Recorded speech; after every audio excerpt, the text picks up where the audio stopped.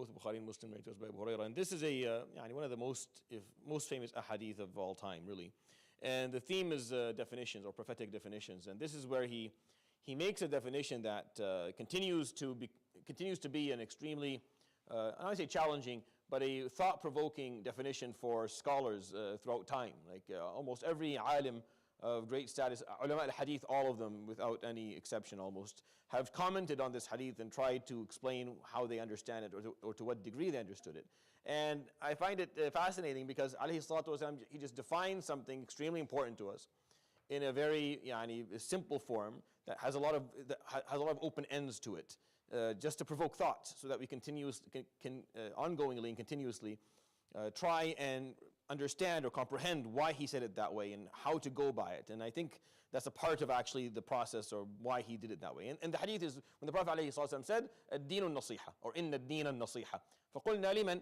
فقال لله ولرسوله ولكتابه ولأئمة المسلمين وعامتهم. So he said عليه الصلاة والسلام الدين النصيحة. الدين and nasiha have two words. So it's interesting because you actually have to define both words in order for you to understand, have any idea of what he's saying here. Because the word deen is not just it's not religion. We translate it as religion, and most of the time it's a reasonable translation that kind of serves the purpose and helps you understand. But the word deen means that which you feel you owe. That's why the word dain is basically what you owe, is a debt, right? And a deen is what you have decided that you owe in this life. Whom you owe and what you owe. That's what deen is. Right? So in Arabic, the word, when it's used also as a verb. So they'll say, مَاذَا مَا نَدِينُ بِهِ لِلَّهِ. I mean, this is what we have accepted as what we owe Allah subhanahu wa ta'ala in our lives, and here's what it is, right?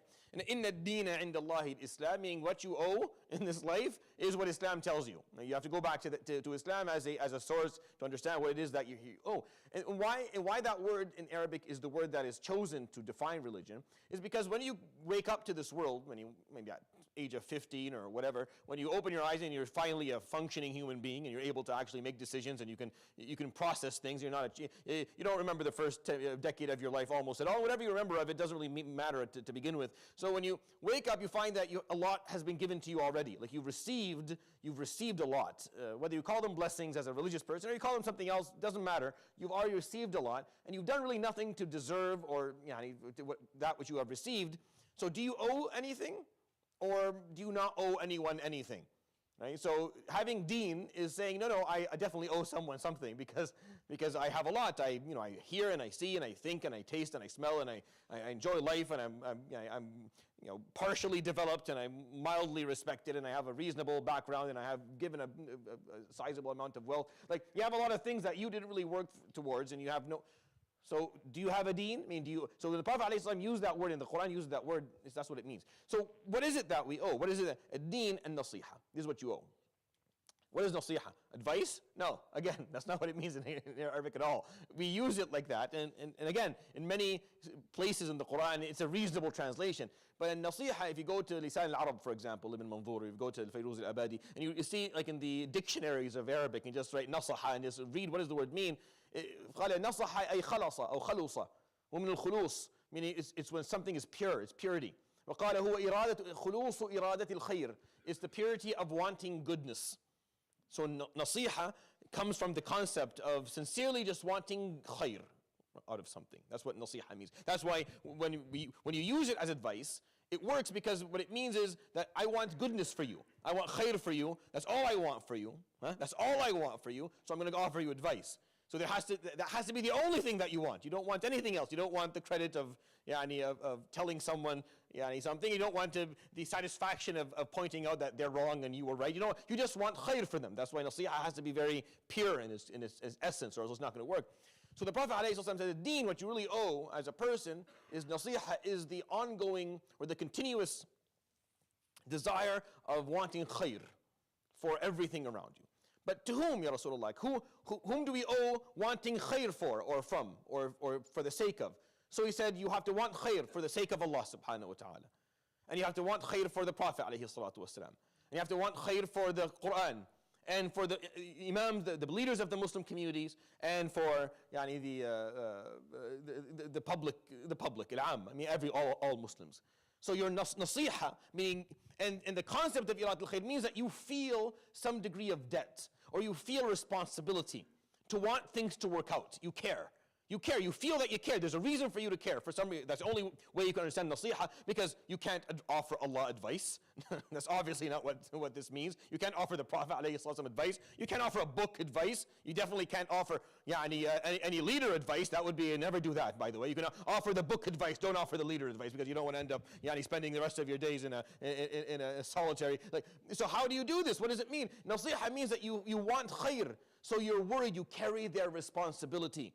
You feel responsible for what Allah subhanahu wa ta'ala wants, for the khair that He wants. You feel responsible for the legacy of the Prophet ﷺ. You feel responsible for what's in that book. You feel responsible for the leaders in the community and supporting them, or correcting them, or getting them. And you feel responsible for Muslims. And you want khair for all of it. Your goal is you want the best. What's the best outcome? What is the khair here? Allah subhanahu wa ta'ala, what's the khair that He wants? I feel responsible for that. So I will give myself advice and others. I will hold myself to it. What would the Prophet ﷺ want? What do we want from him or for him ﷺ? What's the khair there? To follow his sunnah and to do exactly that which he walk in his footsteps. What's the khair that you want from the Quran? Is to learn the Quran and to live through the Quran, etc. So a deen is your ability. Really, what you owe is an ongoing sense of responsibility to do the right thing, to do khair, to do good, in the name of Allah and His Prophet and His books, and for the leaders of your community and the public. That is what deen is. And there's nothing that's more encompassing than this definition. Like, He encompassed everything with His definition, alayhi salatu wasalam, because that's what your deen is. Islam is not a part-time membership. It's not it's not a gym. You come in when you want and you leave when you want and you participate for whatever. No. If you accept the deen it dictates upon you that you have nush. You have the desire of khair. You carry the responsibility of wanting khair for everything, from Allah subhanahu wa ta'ala to the smallest and weakest Muslim on earth. And I can't imagine a better way of understanding our deen, really. And if we were to understand our deen that way, by the way, there would be a lot of differences in the way that we function, in the way that our ummah functions, the way we treat one another, in the way that we think about things. And from that, if you take now the simple understanding, like the one that we all accept, which is offering advice to people. So here's the thing. If you want khair for someone, right, and you're going to offer them advice, does not dictate that before you say something to them, you think, what is the outcome of my advice offering going to be? What's going to happen when I offer them advice? What's most likely going to happen? If the outcome is most likely not going to be that they are going to benefit from what you said, then maybe you shouldn't say it, and you should find a different way to help them understand what it is that you think is important for them to understand. Because what is the goal here? Is the goal that you want khair for them, or is the goal that you have to establish that they are mistaken or that you know more? What's the goal? Nusih is iradat al-khair. You want khair for them. And we all know the story, right? Of Al-Hassan and Al-Hussein when they were kids. They saw some old dude who was making wudu, and he had no idea what he was doing. It was a mess. Everything was wrong. And they're two young, 12-year-old, 15-year-old boys, and this is like a 70-year-old man.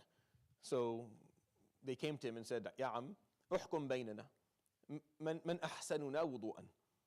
We need you to be the judge. Who makes wudu better? Because they're kids, he'll buy it. Be the judge of who's better in making wudu. So Hassan made wudu, and Hussein alayhi salam made wudu, and they asked, فَمَنْ أَفْضَل? Who's best? فَقَالَ لَا أَدْرِي لكن ما أدريه أنني لا أحسن الوضوء. I don't know, but what I do know is I don't know how to make wudu. I don't know how to make it. That's what I know. I don't know which one is better, but I obviously or clearly don't know how to make wudu because I don't do it this way, right? So he learned. Had they came and said, come here. Oh, we are the grandchildren of Rasulullah. Our father is Imam Ali, and our mother is Fatima Zahra, and what you're doing is wrong. That's it. That's it. He will leave. He will storm out, and you could say that he was wrong. And maybe he is. Maybe he is. But the question is, in the hearts of the two people who gave the advice, what was the goal? Was the goal establishment of something? Was the goal the guy actually benefits? What is it? If you say it's nasiha, then I will hold you to that. Nasiha, that means you must have wanted khair for him. Is this the best way to get khair for him? Or is this the most satisfying way for you? Sallallahu alayhi wa sallam, right? I mean, just bullseye. يروي الشيخان فيما اتفقا عليه من حديث أبي هريرة أن رسول الله صلى الله عليه وآله وسلم قال: الدين النصيحة. فقلنا: لمن يا رسول الله؟ فقال: لله ولرسوله ولكتابه ولأئمة المسلمين وعامتهم. صدق رسول الله صلى الله عليه وسلم. سبحانك وبحمدك، لا إله إلا أنت، استغفرك وأتوب إليك، وصلى الله وسلم وبارك على نبينا محمد وعلى آله وصحبه. جزاكم الله خير، بارك الله فيكم.